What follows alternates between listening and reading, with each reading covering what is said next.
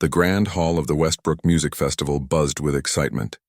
Men in tailored suits and women in flowing dresses moved about, wine glasses in hand, their voices mixing with soft background music. At the center of it all stood Victor Blackwood, his posture perfect as he accepted praise from a circle of admirers. "Your performance of Beethoven's Fifth was extraordinary," gushed an older woman in pearls. "The way you captured the emotion, simply magnificent."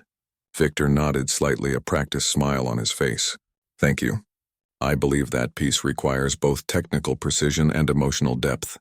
His voice carried the polished accent of someone who had studied at Europe's finest conservatories.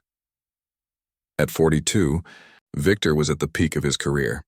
20 years of performing on the world's most prestigious stages had earned him fame, fortune, and a reputation for brilliance.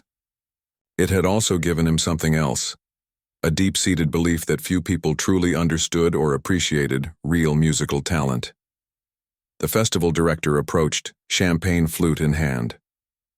"Victor, everyone's still talking about your opening night performance. Ticket sales have doubled for tomorrow's concert."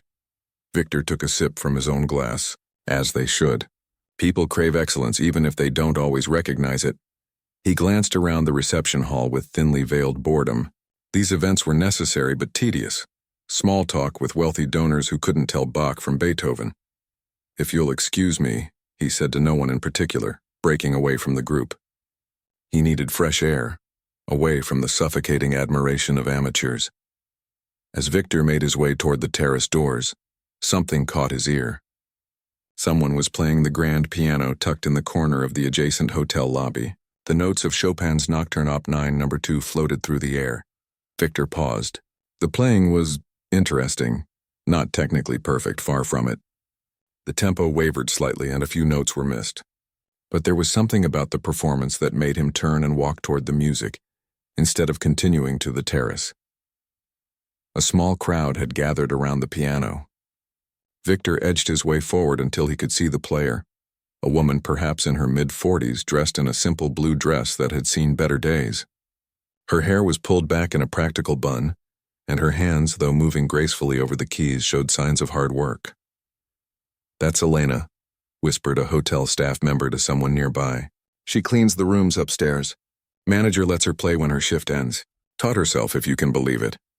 Victor's initial curiosity hardened into judgment.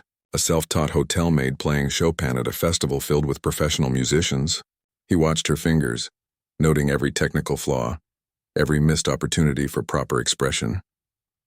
When Elena finished, the small crowd erupted in applause. She smiled shyly, clearly embarrassed by the attention. "Beautiful," called out someone. "So moving," added another. Victor couldn't help himself. He let out a short, quiet laugh. Not quite loud enough to be heard, but enough to release his disdain. A woman standing next to him noticed. "Do you play?" she asked. Victor turned to her with raised eyebrows. "I'm Victor Blackwood." He waited for recognition to dawn on her face. It didn't come. "Oh, lovely. Would you play something for us too?" she asked innocently.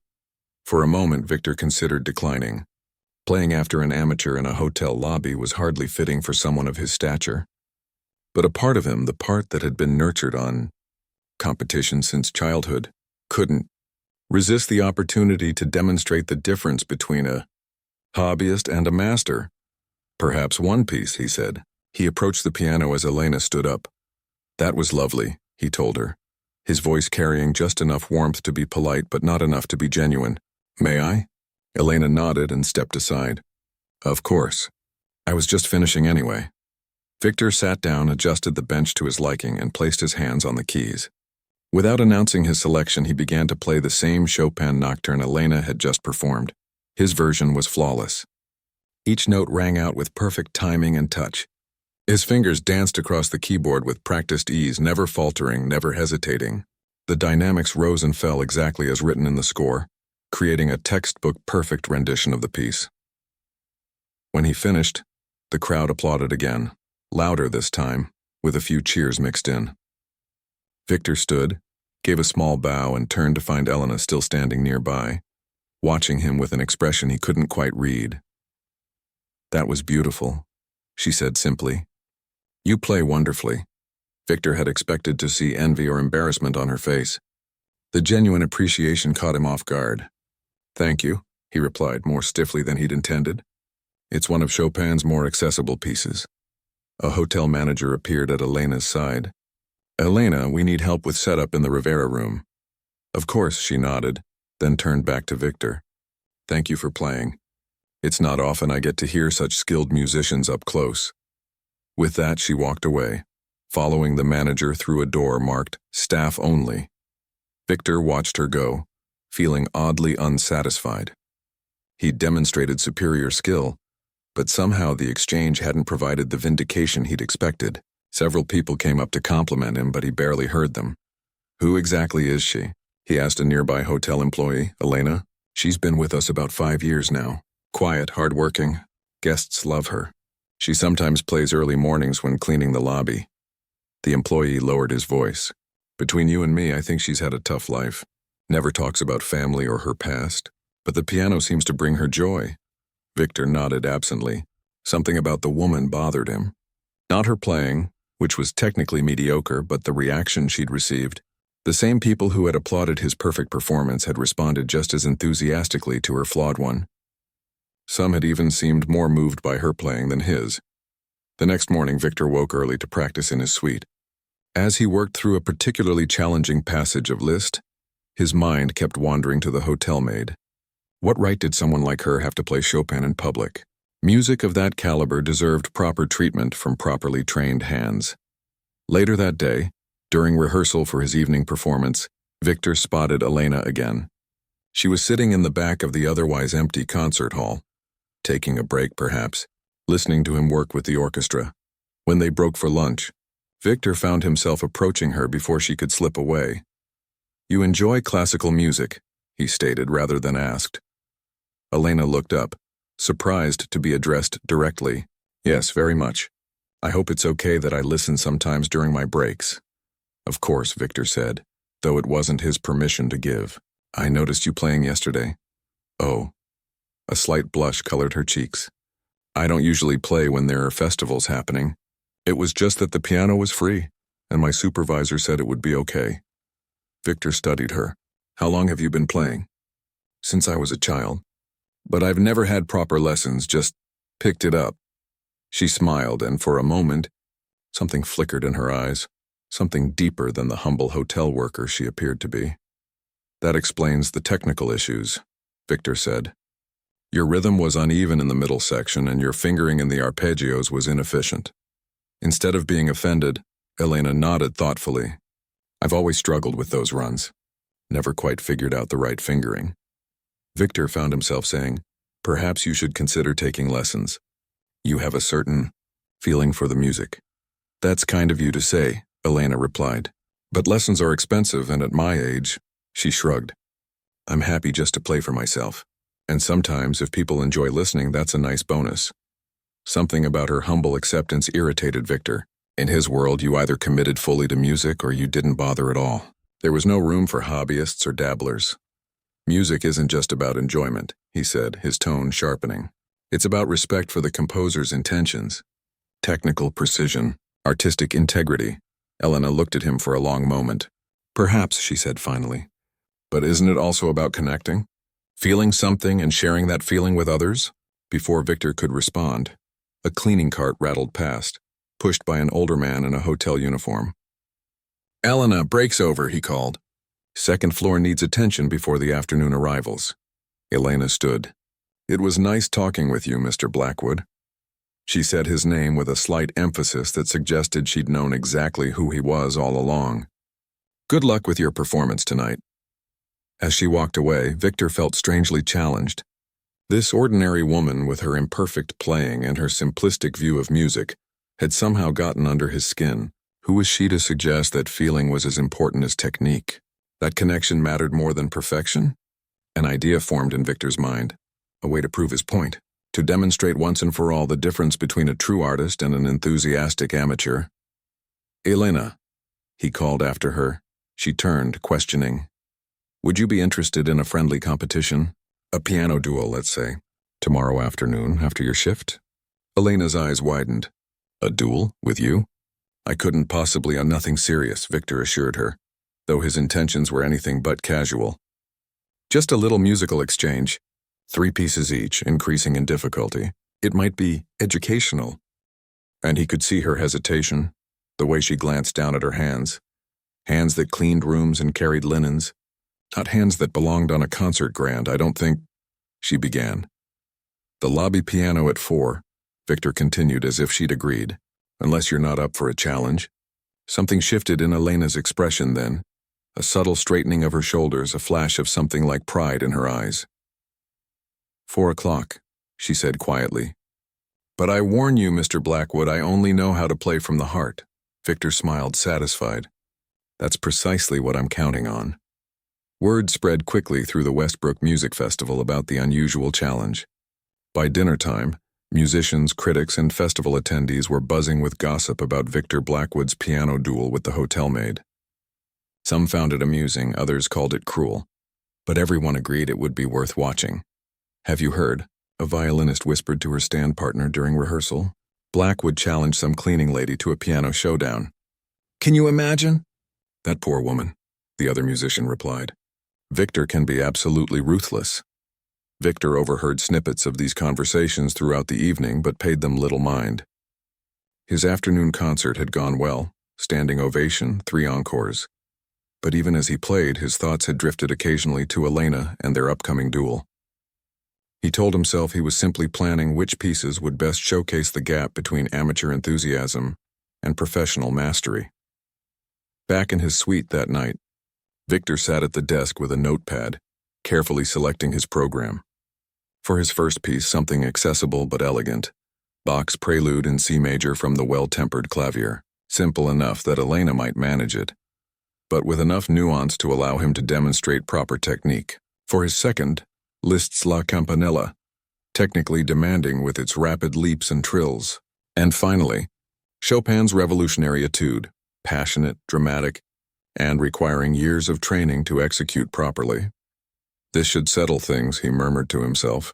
Satisfied with his choices, the next morning, Victor took breakfast in the hotel restaurant, deliberately sitting at a table with a clear view of the lobby.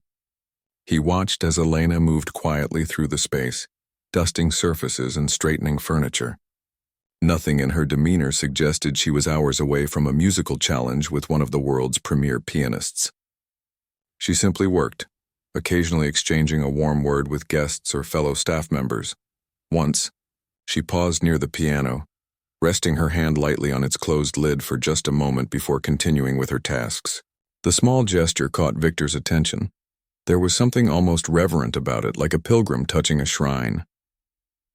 After breakfast, Victor headed to a practice room to prepare for the duel. Though he didn't need to practice Bach's Prelude, he could play it in his sleep. He ran through it anyway, making sure every note was perfectly clear, every phrase exactly balanced. He spent more time on La Campanella, working to make the rapid jump seem effortless. The Revolutionary Etude he played last, channeling the appropriate fire and intensity. 3 hours later, satisfied with his preparation, Victor returned to the hotel. As he crossed the lobby, he spotted Elena speaking with an older woman near the reception desk. The woman, gray-haired and elegant in a simple linen suit, was the festival director, Margaret Chen. Victor had worked with her several times over the years and respected her musical judgment, if not her occasional tendency to program more contemporary pieces than he preferred. Curious about their conversation, Victor approached. "Margaret, how nice to see you." Margaret turned, her expression unreadable. "Victor, I was just speaking with Ms. Martinez here about your event this afternoon. Our friendly musical exchange," Victor said smoothly. "You'll join us, I hope." "I wouldn't miss it," Margaret replied, something odd in her tone. She turned back to Elena. "As I was saying, it's been a long time." Elena nodded slightly. "Yes, it has." Victor looked between them, puzzled. "You two know each other?" Margaret opened her mouth to respond, but Elena spoke first. "Ms. Chen attended a recital I played at many years ago. Before—" She trailed off, then smiled. "Before I found my current calling." "Interesting," Victor said, though he wasn't particularly interested in Elena's past attempts at performance. Many people took piano lessons as children.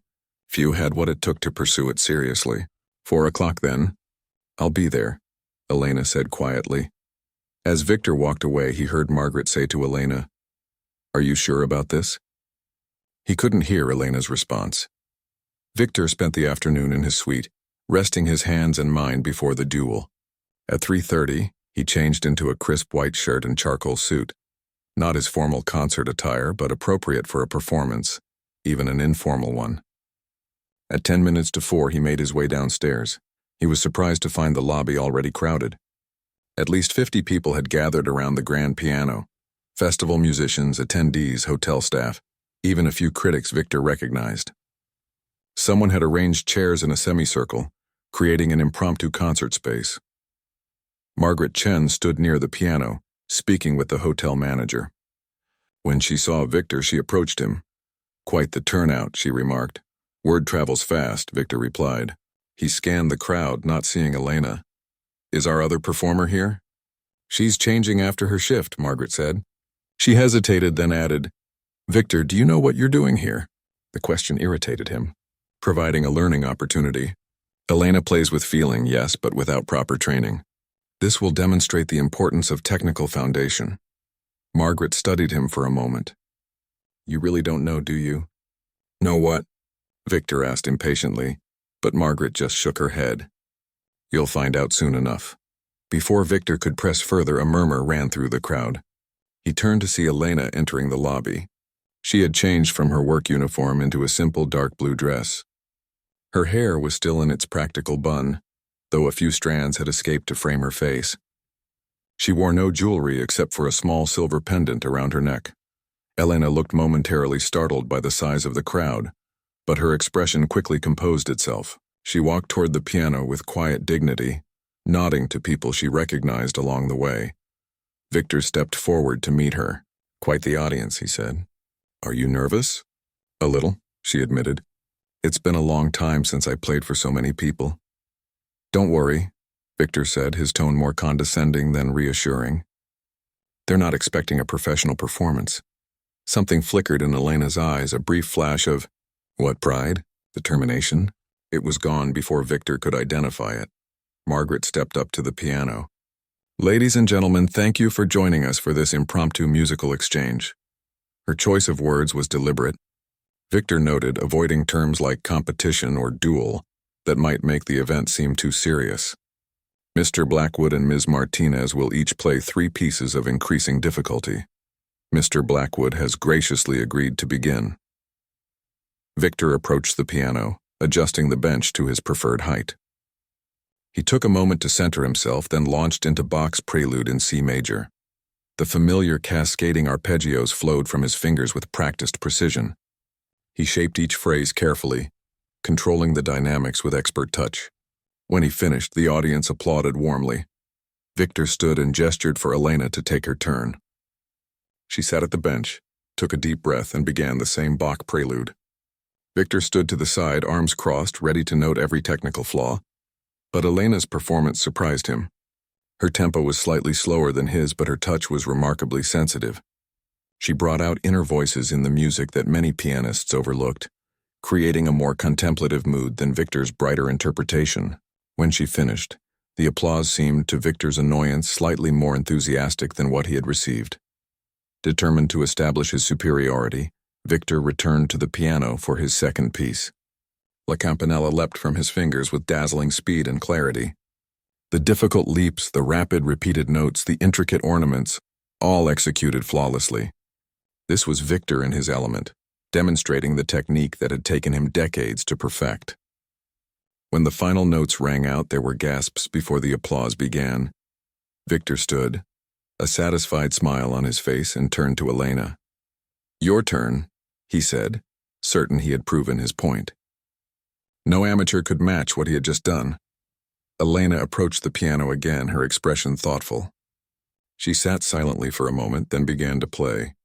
But instead of attempting La Campanella, she launched into Rachmaninoff's Prelude in G minor. Victor frowned. This wasn't part of the plan. They were supposed to play the same pieces for direct comparison.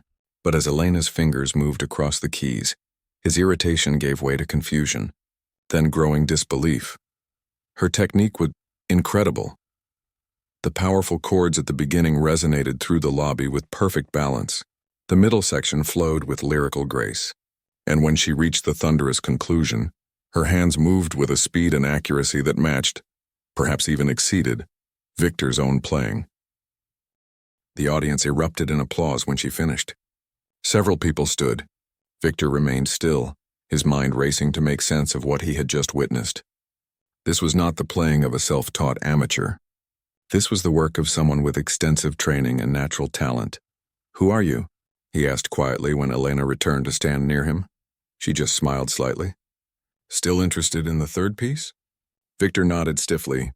He walked to the piano with less confidence than before. For his final selection, he played Chopin's Revolutionary Etude with all the fire and technical brilliance he could muster. His left hand ripped through the challenging runs while his right hand hammered out the melody. It was a commanding performance, showcasing years of dedicated study and natural ability. The applause was enthusiastic, with several audience members rising to their feet. Victor acknowledged it with a short bow, then turned to watch Elena make her way to the piano for the final time. She sat at the bench, closed her eyes briefly, then opened them and began to play. The opening notes of Ravel's Gaspard de la Nuit filled the lobby, specifically, Scarbo, widely considered one of the most technically demanding pieces in the piano repertoire. Victor felt his jaw slacken. Professional pianists spent years mastering this piece. Some never attempted it publicly, yet Elena played it as if she and the piano were one being. Her hands moved with impossible speed and precision, capturing the piece's demonic, nightmarish quality. The difficult repeated notes, the huge leaps, the cross rhythms, all executed with a command that left Victor stunned. But it wasn't just her technique that astonished him. It was the musicality, the way she shaped each phrase, built each climax, controlled every nuance of dynamics and timing. This wasn't just playing. This was artistry of the highest level. When she finished, there was a moment of complete silence before the audience erupted. Everyone was on their feet, applauding wildly. Several of the professional musicians in attendance looked as shocked as Victor felt. Elena stood and gave a small, graceful bow, the bow of someone who had received applause many times before. Her eyes met Victor's across the piano, and in them he saw neither triumph nor mockery, but something like quiet sadness. Margaret Chen stepped forward, putting an arm around Elena's shoulders. "Ladies and gentlemen," she announced over the continuing applause. "For those who don't know, it is my honor to reintroduce you to Elena Vasquez, who 20 years ago was considered one of the most promising pianists of her generation." The name hit Victor like a physical blow. Elena Vasquez, of course, the Argentine prodigy who had taken the classical music world by storm, then mysteriously disappeared from the concert stage at the height of her success. Victor had studied recordings of her playing during his conservatory days. "Why?" he asked when he finally managed to approach her through the crowd of admirers. "Why would someone with your talent be working as a hotel maid?" Elena looked at him steadily. "Life takes unexpected turns, Mr. Blackwood. Music gave me joy, then it gave me pain. Now it simply gives me peace." She glanced around at the crowd, looking suddenly tired. This was enough for today. More than enough. As she turned to leave, Victor felt something he rarely experienced. The uncomfortable weight of humility settling on his shoulders. The morning after the piano duel, Victor couldn't bring himself to leave his hotel suite. He sat by the window watching the festival attendees below, moving about with their coffee cups and program booklets, unaware of how his world had been turned upside down. Elena Vasquez.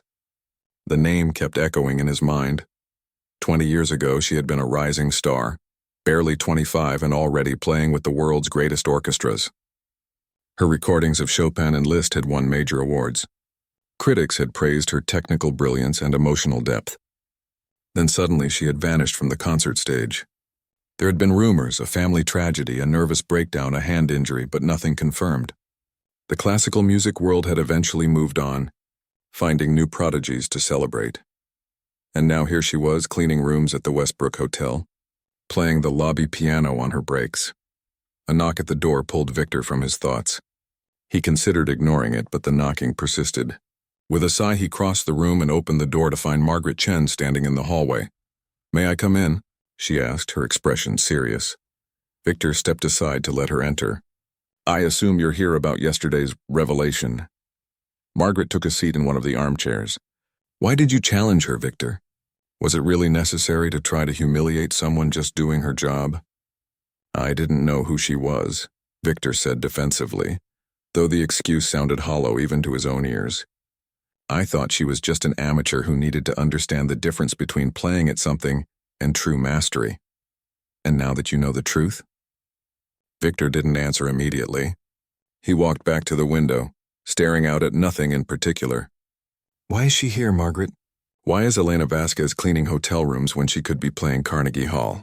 Margaret sighed. It's not my story to tell. But I've known Elena's whereabouts for several years now. We reconnected by chance when I first brought the festival here 5 years ago. She made me promise not to tell anyone who she was, but why? Victor turned to face her. With her talent. Not everyone views success the way you do, Victor, Margaret said gently. Elena had her reasons for leaving the spotlight. Good reasons. Victor shook his head, unable to comprehend walking away from such a gift. It's a waste. A criminal waste of talent, is it? Margaret asked. She still plays. She still finds joy in music, just on her own terms. But she could be inspiring millions. Recording, performing, teaching at the highest levels.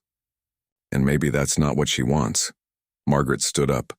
I didn't come here to argue about Elena's life choices. I came because she asked me to give you a message. Victor's eyebrows rose. A message? She'd like to speak with you. Today, if possible. She'll be at the Lake Pavilion in the park across from the hotel at 2 o'clock. Victor checked his watch. It was nearly noon. Why does she want to see me? Margaret shrugged. That's between you and her. She walked to the door, then paused. You know, Victor, in all the years I've known you, I've never seen you as shaken as you were yesterday. Maybe that's not such a bad thing.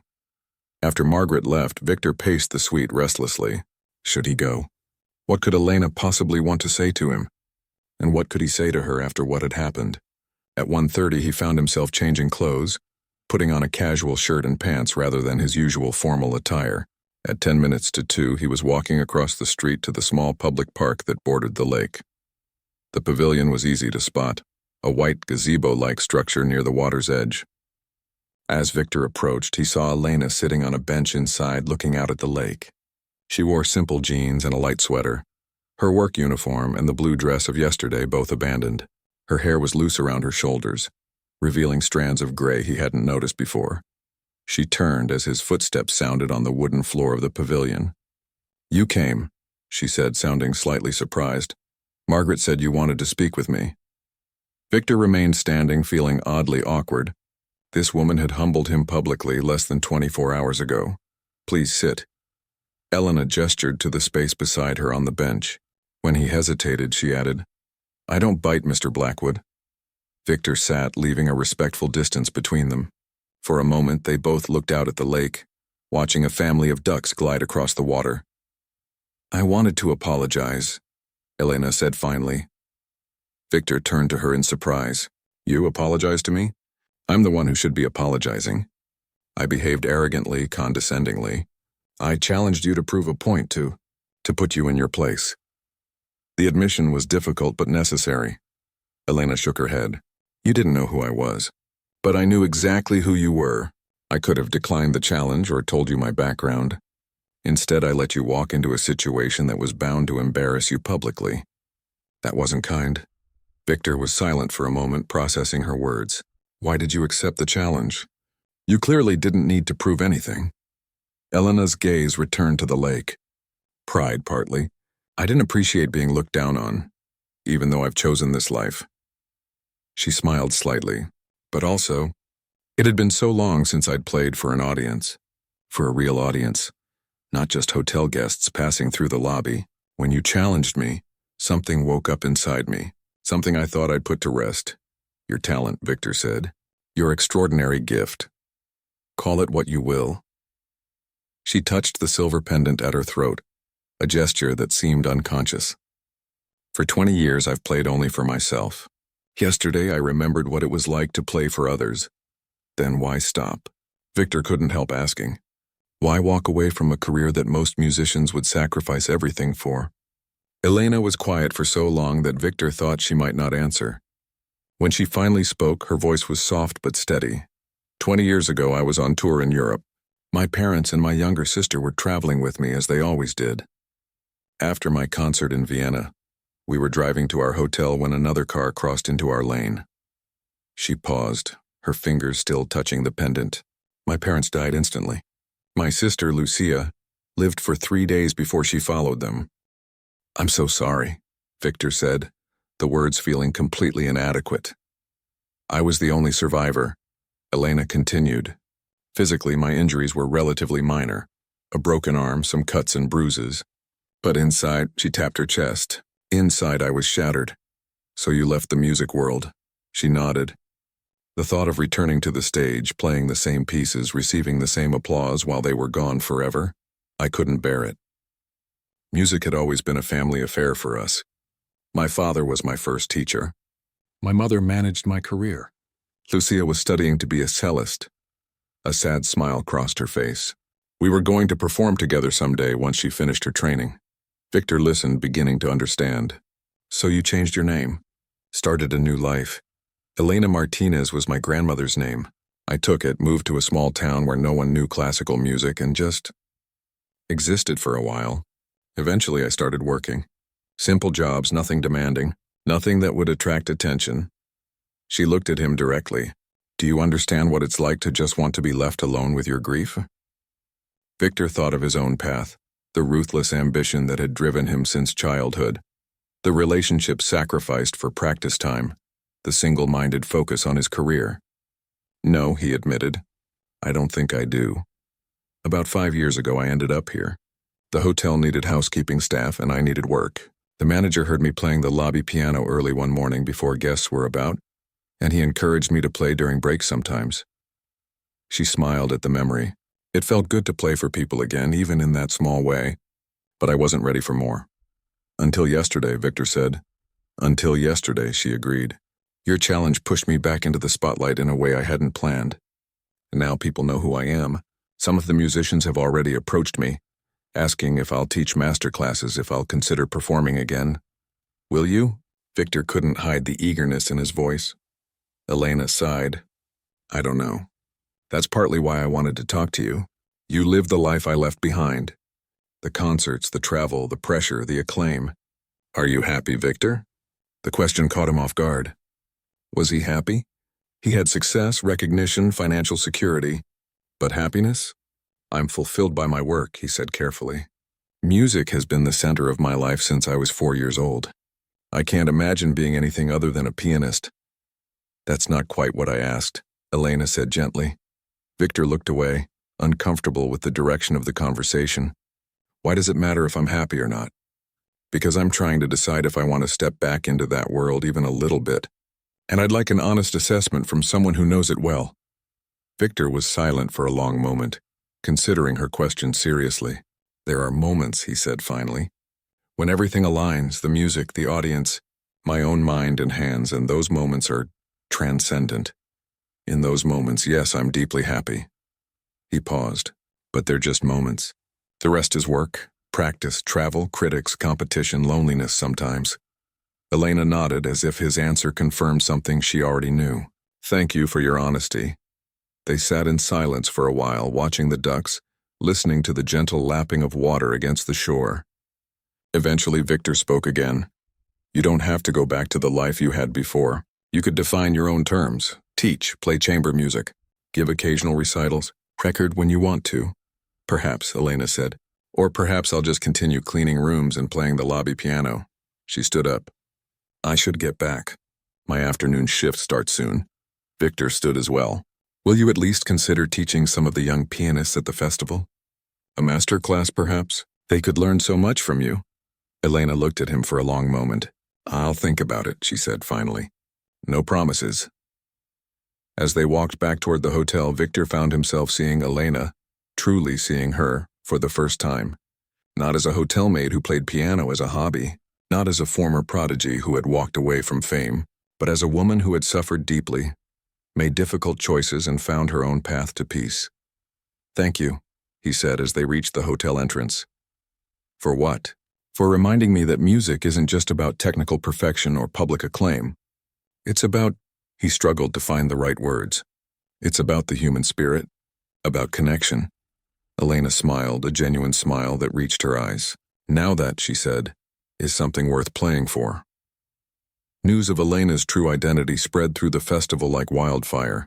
By evening, nearly everyone knew that the quiet hotel maid was actually Elena Vasquez, the brilliant pianist who had disappeared from the music world 2 decades ago. People who had barely noticed her before now stopped to stare when she passed by. Some even asked for autographs, which she politely declined. "It's too much," she told Victor the next day when they met for coffee in a quiet corner of the hotel restaurant. She had called his room early that morning asking to meet. "I feel like I can't do my job anymore. Everyone keeps stopping me, asking questions, wanting to talk about music."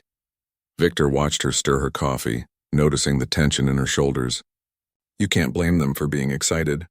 You were a legend and then you vanished. Now you're back." "I'm not back," Elena said firmly. "I'm still just a person trying to live her life." "A person with extraordinary talent," Victor pointed out. "You can't expect people to ignore that now that they know." Elena sighed. "I knew this would happen. It's why I've been so careful all these years." She looked up at him. "My manager offered me a leave of absence until the festival ends. 4 more days. What will you do? Hide in my apartment, probably." She attempted a smile but didn't quite manage it. "I'm not ready for this attention again, Victor. I thought I might be after the duel, but I was wrong." Victor found himself surprisingly troubled by her distress. The arrogant part of him, the part that had challenged her in the first place, wanted to tell her that she was wasting her gift, that she owed it to the world to share her talent.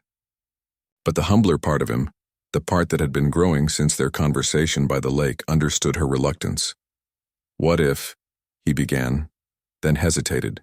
"What if there was a way for you to play again, but on your own terms? No pressure, no expectations?" Elena looked skeptical. "What do you mean?" "The Children's Hospital downtown. I was scheduled to play there tomorrow morning. Just a small, informal performance for the kids. Nothing fancy. Would you consider taking my place? Or we could play together." "A hospital?" Elena's expression softened slightly. "Just for the children?" Victor nodded. "No critics, no music professionals. Just kids who could use a bit of joy in their day." Elena was quiet for a moment, considering. "I don't know. Think about it," Victor said. "You don't have to decide right now." Later that day, Victor had a rehearsal with the festival orchestra for his final concert. As he sat at the piano, working through a particularly challenging passage of Beethoven's Emperor Concerto, he found his mind wandering to Elena. The way her hands had moved across the keyboard during the duel, bringing Ravel's nightmarish Scarbo to life with such mastery. The sadness in her eyes when she spoke of her family. The tension in her voice this morning as she talked about the unwanted attention. "Victor? Victor!" The conductor's voice snapped him back to the present. "I'm sorry, what?" "We've been holding for 2 measures. Where are you?" Victor glanced at the orchestral musicians, who were watching him with varying degrees of surprise and concern. He was never distracted during rehearsals, never. "My apologies," he said stiffly. "Let's take it from letter G." The rest of the rehearsal went smoothly, but Victor couldn't shake the feeling that something fundamental had shifted inside him. For decades, his focus had been singular: his music, his career, his reputation. Now, suddenly, he found himself thinking about someone else's needs, someone else's pain. That evening, he skipped the festival reception and instead wandered through the small downtown area near the hotel.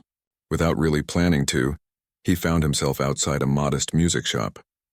The display window showed guitars, electronic keyboards, and stacks of sheet music. On impulse, he went inside. "Can I help you?" asked the middle-aged man behind the counter. "Do you have any music by Lucia Vasquez?" Victor asked, not sure if he would find anything. The man's eyebrows rose in surprise. "Lucia Vasquez? Not a name I hear often. Let me check." He went to a computer and typed for a moment. "We have 1 book of her compositions for cello and piano. It's not very popular, we've had it for years." "I'll take it," Victor said. 10 minutes later, he left the shop with a slim volume titled Reflections 5 Pieces for Cello and Piano by Lucia Vasquez. According to the brief biography on the back cover, Lucia had been just 20 when she composed these works, shortly before her death in the same accident that had claimed her parents' lives. Victor returned to the hotel, the music book tucked under his arm. He wasn't sure what he planned to do with it, but something told him it was important. When he entered the lobby, he spotted Elena near the reception desk, speaking with her manager. She looked tired, her face drawn. As she turned to leave, she saw Victor and gave him a small nod of recognition. He approached her. "Could we talk for a moment?" She glanced at her watch. "I was just heading home, actually. It's been a long day. It won't take long," Victor promised. They moved to a quiet corner of the lobby. Victor pulled the music book from under his arm and held it out to her. "I found this today. I thought you might want to have it." Elena stared at the book, her face going pale. With trembling fingers, she took it from him, running her hand over her sister's name on the cover. "Where did you find this?" "Local music shop," Victor said. The man said it had been there for years. Elena opened the book, looking at the notes on the page as if seeing ghosts. "Lucia was so talented," she said softly. "These pieces, she was working on them before the accident. I never knew they were published. Have you ever played them?" She shook her head. "I couldn't. After she died, I couldn't bring myself to touch any of her music." Her eyes filled with tears. "I haven't played with a cellist since." Victor watched her, feeling her grief as if it were a tangible thing between them. "Would it help," he asked gently, "to hear them played? To know her music lives on?" Elena closed the book carefully, holding it against her chest. "I don't know," she whispered. "Maybe, someday." They stood in silence for a moment, the lobby bustling around them with guests checking in, bellhops moving luggage, life continuing its normal rhythm. "About the hospital visit," Elena said finally. "I'll go with you, but I'm not ready to play her music." "Not yet," Victor nodded. "We'll play whatever you're comfortable with." The next morning, they met in the hotel lobby at 9. Elena wore a simple blouse and skirt, not her work uniform, but nothing fancy either. Victor had dressed down as well, in slacks and a casual shirt rather than his usual concert attire. They took a taxi to the children's hospital, neither speaking much during the ride. The hospital's recreation room had been set up for their visit. A decent upright piano stood against one wall. About 15 children of various ages were seated in chairs or wheelchairs, some with IV poles beside them, others looking relatively healthy apart from their hospital gowns. A few parents and several nurses stood at the back of the room. A woman in a lab coat with a stethoscope around her neck greeted them. "Thank you so much for coming. The children have been looking forward to this all week." Victor gestured to Elena. "This is Elena Vasquez, a very talented pianist who will be joining me today." If the doctor recognized Elena's name, she didn't show it. "Wonderful. The more, the merrier. Shall I introduce you?" Victor looked at Elena, who nodded nervously.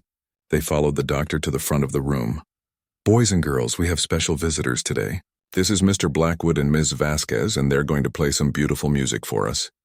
A little boy in the front row raised his hand. "Are you famous?" Victor opened his mouth to answer, but Elena spoke first. "We just love to play piano," she said simply. "What kind of music do you like?" "Disney songs," called out a girl with a colorful scarf wrapped around her head. "Baby stuff," scoffed an older boy in a wheelchair.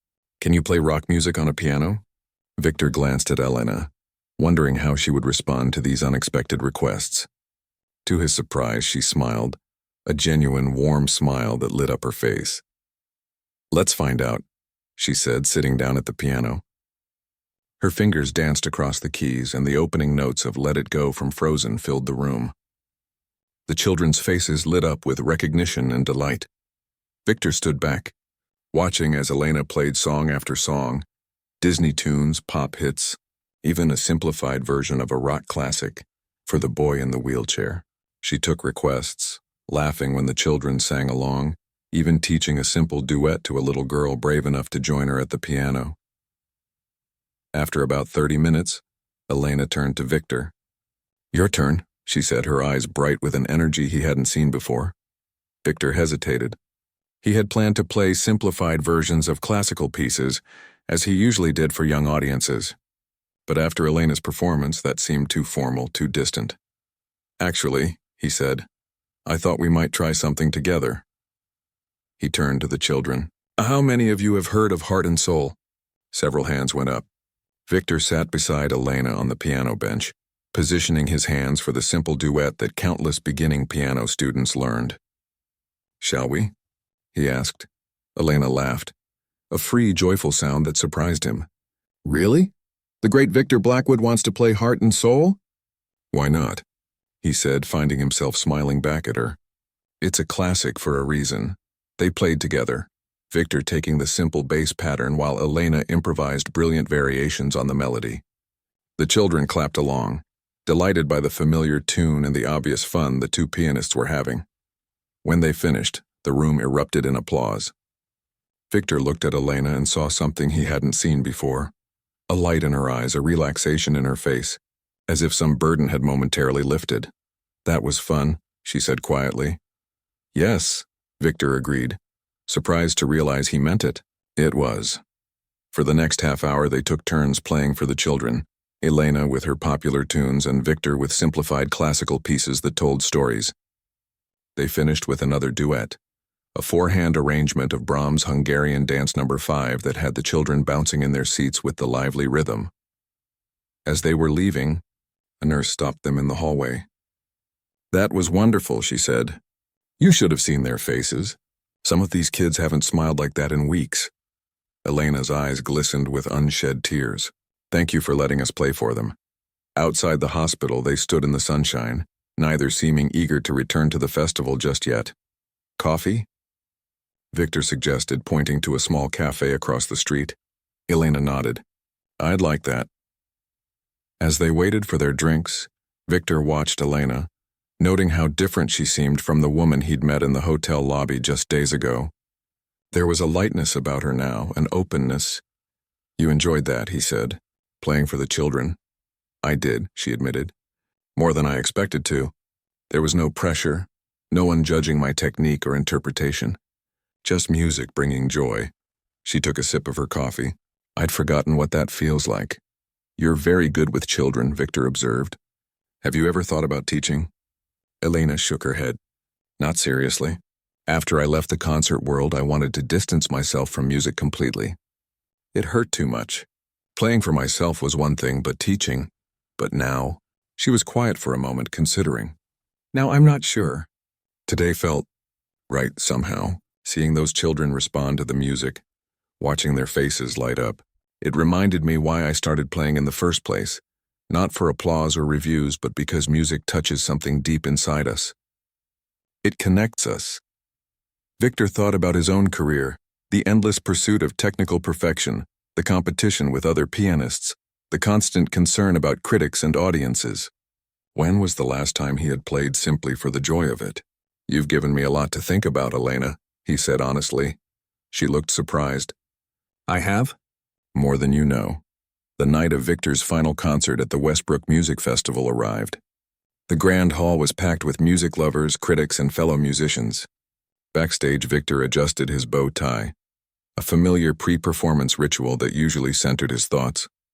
But tonight, his mind kept drifting to Elena and their visit to the children's hospital earlier that week. He peered through the curtain at the audience. In the third row, he spotted her. Elena, dressed simply but elegantly in a dark green dress, her hair arranged in a loose updo.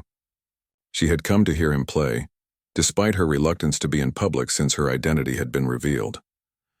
The knowledge gave him an odd feeling in his chest, a mixture of pride and nervousness that he hadn't experienced in years. The stage manager approached. 5 minutes, Mr. Blackwood. Victor nodded. He closed his eyes, trying to focus on the music ahead. Beethoven's Emperor Concerto, a piece he had performed dozens of times throughout his career. But instead of the familiar notes, he kept hearing the children's laughter as he and Elena played heart and soul together. The joy in Elena's improvisation as she took that simple melody and transformed it into something magical. When the conductor finally led him onto the stage, Victor moved as if in a dream. The applause washed over him as he bowed, took his seat at the piano, and positioned his hands over the keys.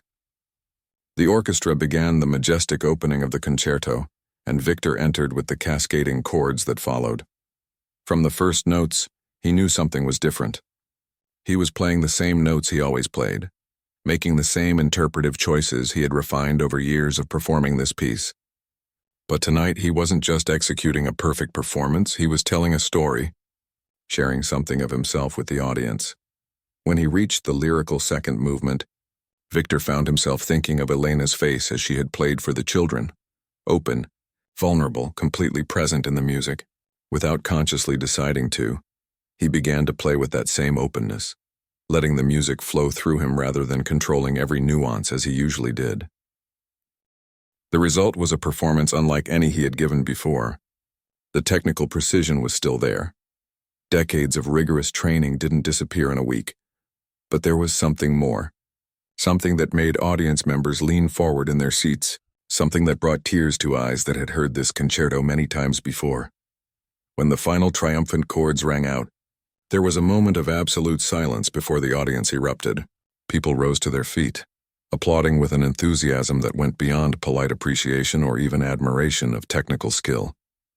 They had been moved, truly moved. Victor bowed, his eyes scanning the crowd until he found Elena. She was standing with the others, applauding, but what caught his attention was her expression. A mixture of surprise and understanding, as if she recognized what had happened to him on stage because she had experienced it herself. After the performance, the usual crowd gathered backstage, festival organizers, sponsors, critics, fans seeking autographs. Victor moved through them in a daze, accepting congratulations with murmured thanks, signing programs with an automatic hand. He was looking for one person only. He found her waiting quietly in a corner away from the crowd. When their eyes met, Elena smiled, a real smile that lit up her face. She seemed to search for words. That was you, Victor. Really you. Not just your technique or your training, but you. I felt it, he admitted. Something changed tonight. I think, he hesitated, then continued. I think you changed something in me. Before she could respond, Margaret Chen approached them, her face alight with excitement. Victor, that was extraordinary. The critics are raving already. And Elena, how wonderful to see you here. She looked between them, noting something in their expressions. Am I interrupting? Not at all, Elena assured her. I was just congratulating Victor on a magnificent performance, Margaret beamed. It truly was. Listen, I have a proposal for both of you. The board met this afternoon and we've decided to create a new program within the festival. Outreach concerts at schools, hospitals, community centers, retirement homes. Places where people might not otherwise have access to live classical music. She looked at Elena. We were hoping you might consider directing it. Elena's eyes widened. Me? But you don't have to perform yourself, Margaret hastened to add. Though of course you'd be welcome to. Primarily we need someone to organize the events, select appropriate repertoire, perhaps coach the musicians who volunteer. She turned to Victor. And we were hoping you might launch the program with a series of concerts next year. Victor looked at Elena, seeing the conflict in her face, the pull of music against the fear of returning to a world she had left behind. Could I think about it? Elena asked softly. Of course, Margaret said. Take all the time you need. She squeezed Elena's arm encouragingly before moving on to speak with other guests. When they were alone again, Victor asked, What are you thinking? Elena shook her head slightly. I don't know. Part of me wants to say yes immediately. After our visit to the hospital, I remembered how powerful music can be, not as a display of skill but as a gift to others. But another part of me is afraid. Of what? Of being pulled back into a life I deliberately left. Of losing the peace I've found. She looked at him directly. The spotlight can be wonderful, but it can also be merciless. You know that. Victor did know. He knew about the constant pressure, the endless travel, the loneliness of hotel rooms, the criticism that could cut deeply even after years of success. But he also knew the transcendent joy of making music, of communicating something beyond words to a receptive audience. What if there's a middle path? He suggested. Not the international touring career you had before, but not hidden away either. A way to share your gift without losing yourself. Elena considered this. Perhaps. She glanced at her watch. It's getting late and you must be exhausted after your performance. We can talk more tomorrow? I'd like that, Victor said. But the next day brought unexpected news. When Victor went looking for Elena at the hotel, her manager informed him that she had taken a few days of personal leave and left town early that morning. Did she say where she was going? Victor asked, trying to hide his disappointment. The manager shook his head. She's a private person, Mr. Blackwood. All she said was that she needed time to think. Victor spent his final day at the festival in a state of distraction, going through the motions at the closing ceremonies, accepting compliments on his performance while wondering if Elena would return before he had to leave. But as evening approached and his bags were packed for an early morning flight, he had to accept that their conversation would remain unfinished. On impulse, he wrote her a note, leaving it with the front desk to be given to her upon her return. 3 months later, Victor was in New York preparing for a concert at Lincoln Center. His life had resumed its familiar rhythm: practice, performance, travel, repeat. But something had shifted inside him. His approach to music had changed since that night at the Westbrook Festival. Critics had noticed, writing about a new depth in his playing, a vulnerability and connection that had been missing before. As he sat in his dressing room, warming up his fingers with scales and arpeggios, there was a knock at the door. "Come in," he called, assuming it was the stage manager. Instead, Elena stepped into the room. She looked different, more confident, more present somehow. Her hair was styled in a simple but flattering cut, and she wore a professional-looking outfit rather than a hotel uniform. Victor stood, unable to hide his surprise and pleasure. "Elena, I didn't know you were in New York. I arrived yesterday," she said. "I saw your name on the marquee and thought I'd take a chance on finding you here." She hesitated. "I got your note. I'm sorry I left without saying goodbye." "You needed time," Victor said. "I understood that," she nodded. "I did. I went home, to Argentina, I mean.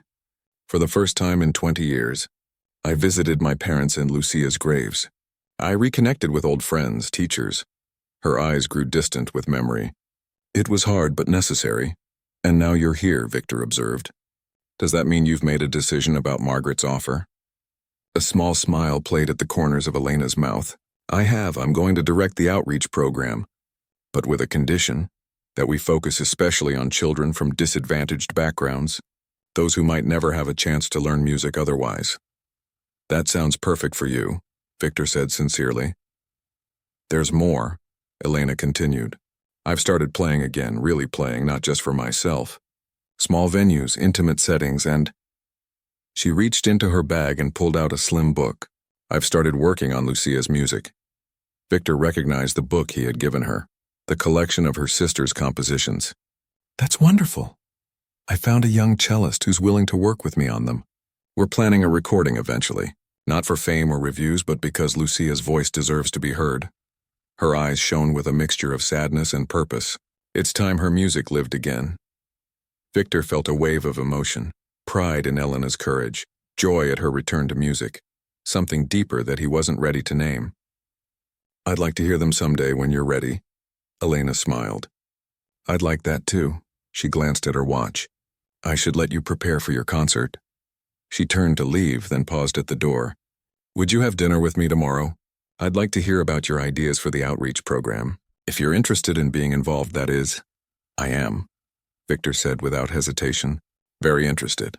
After she left, Victor sat at the piano again, his fingers finding the keys of their own accord. But instead of resuming his technical warm-up, he found himself playing something else, the simple, heartfelt melody of heart and soul that he and Elena had played together at the Children's Hospital. He smiled at the memory. How far he had come from the man who had arrogantly challenged a simple woman to a piano duel. How much he had learned about music, about humanity, about himself. That night, as Victor walked onto the stage of Lincoln Center to thunderous applause, he carried with him not just his years of training and his technical mastery, but also the lessons Elena had taught him. That music at its best is not about proving superiority or displaying skill, but about connecting human heart to human heart, soul to soul. And as his fingers touched the keys, bringing Chopin's notes to life, he played not for the critics or even for the audience, but for the pure joy of making music, just as a simple woman had once shown him how.